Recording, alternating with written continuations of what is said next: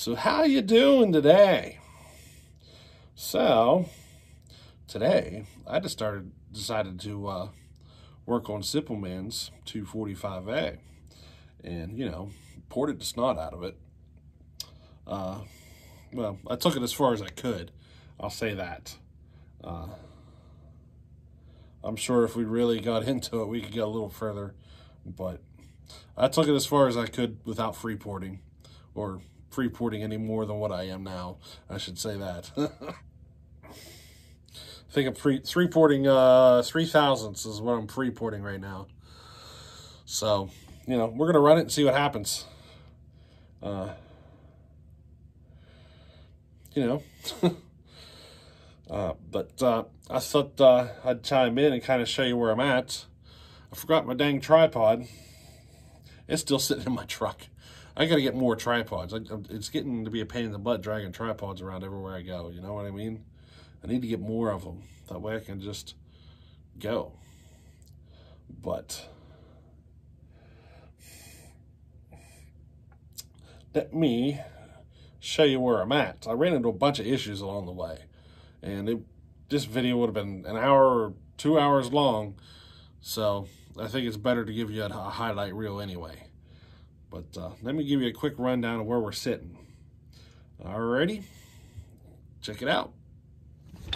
So here's what she looks like at the moment. Ran into some issues. You'll see some different colors here. So his flywheel, the original flywheel, had a couple of fins missing. And I ran into an issue at the coil. The spark plug wire had pulled out, and whenever they put it back in, everything was ripped apart and it wouldn't hold together. So this is the coil and the flywheel from the 306 of mine. This is electronic coil. His was points with the chip put in. So I removed the chip, installed the coil and the flywheel. Now, I noticed that the keyway position is different on the two.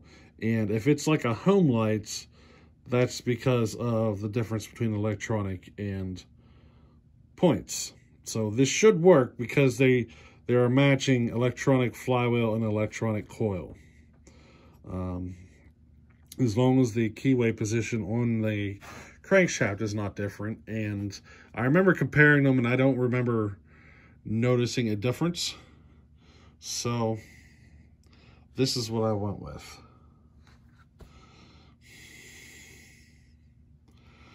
We got a new starter rope installed. She's ready to go. She pulls over now.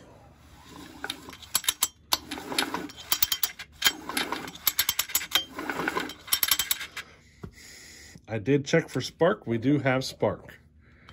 So, nice, good blue spark. Now, the fuel tank. I had to pull the fuel tank apart in order to get the fuel line in. You can see it down in there. New fuel line. There's new filter in there.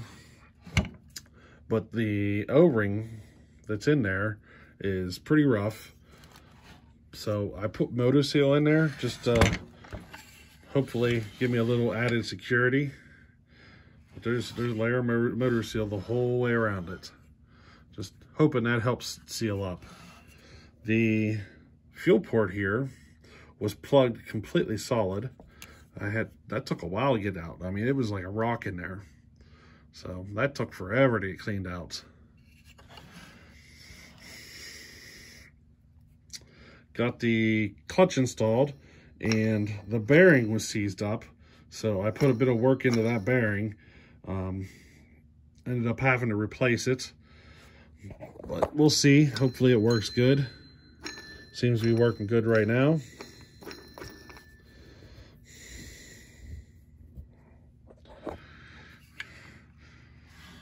This is where we're at. We are now at the point of working on this reed cage. As you can see, the reeds need a little attention. I want to get them, I want to flip them around and get them seated just a little bit better. Got to clean this gasket off. And we still got to get this carburetor rebuilt. So that's where we're at. We're almost to the point of fire, huh? It's getting exciting. Now the fuel cap, I put a new duckbill valve in. Can you see it down in there, the little red speck? That's actually a Homelite duckbill valve, and it ended up working perfectly. So we got a new duckbill valve in the fuel cap.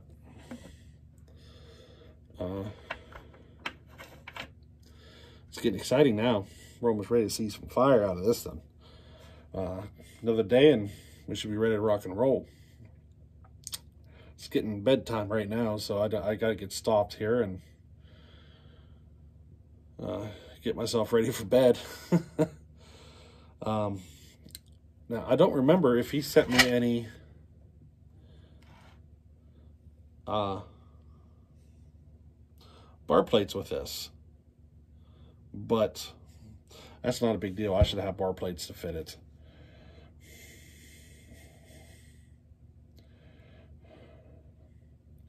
I think the biggest headache here was just remembering how to put it all together. You know what I mean? That was just the biggest headache. It really wasn't that bad. I just pulled up the IPL a couple of times. I needed to take a look. You know? It's nice to have pictures. But that's where we're at here, guys. Almost ready to see fire on Chinasaw.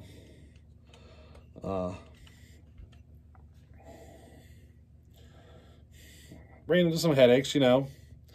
Took, I probably had a half hour just into cleaning, getting that fuel line in. Another half hour just taking care of the clutch and the bearing. I probably spent an hour playing with the flywheel and the coil, and now I got to get them cleaned up. But, you know, it is what it is. We're coming along nicely. So far, no stripped out bolts or anything like that to deal with. I think the biggest headache right now is just going to be making a gasket or two for the intake. That might take longer than anything.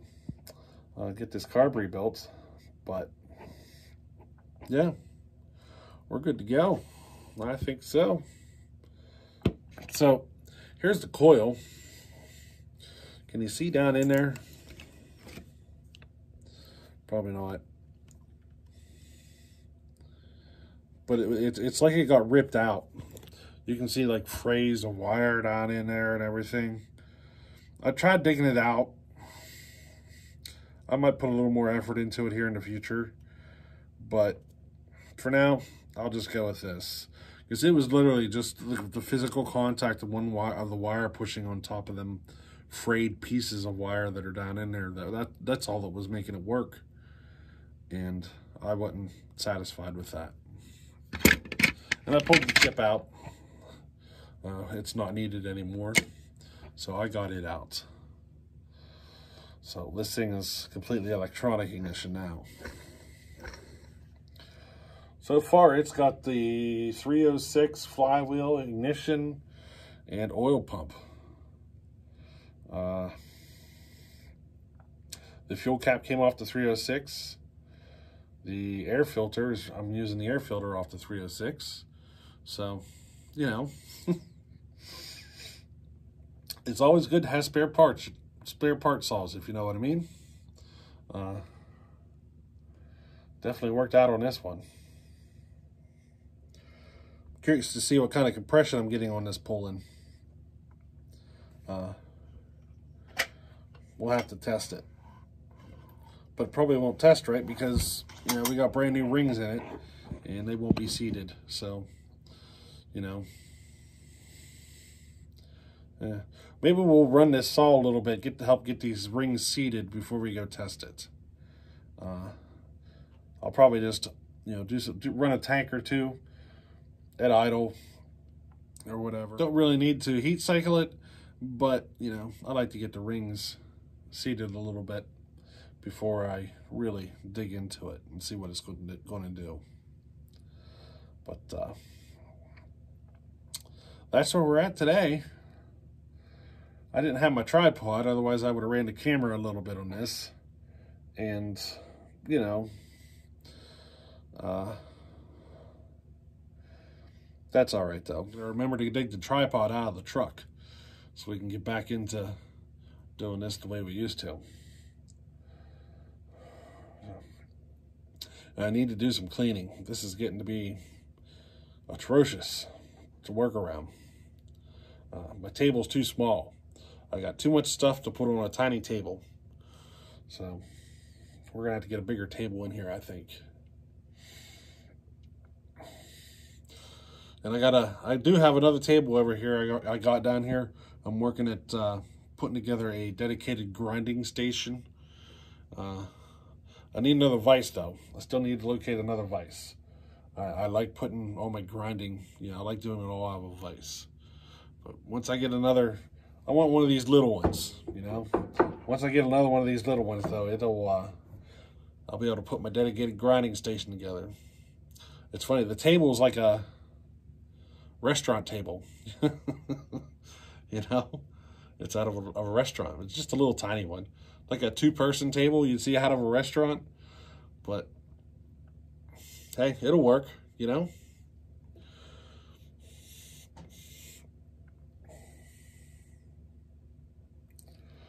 So hey, I think we'll call it at that today. Give you a little highlight reel on where we're at, and I'm curious to see this thing scream. She's ported well, you know. I hope so. I took it right to the limit of what I felt comfortable. We'll have to see. But we'll catch you on the next one. All right, later.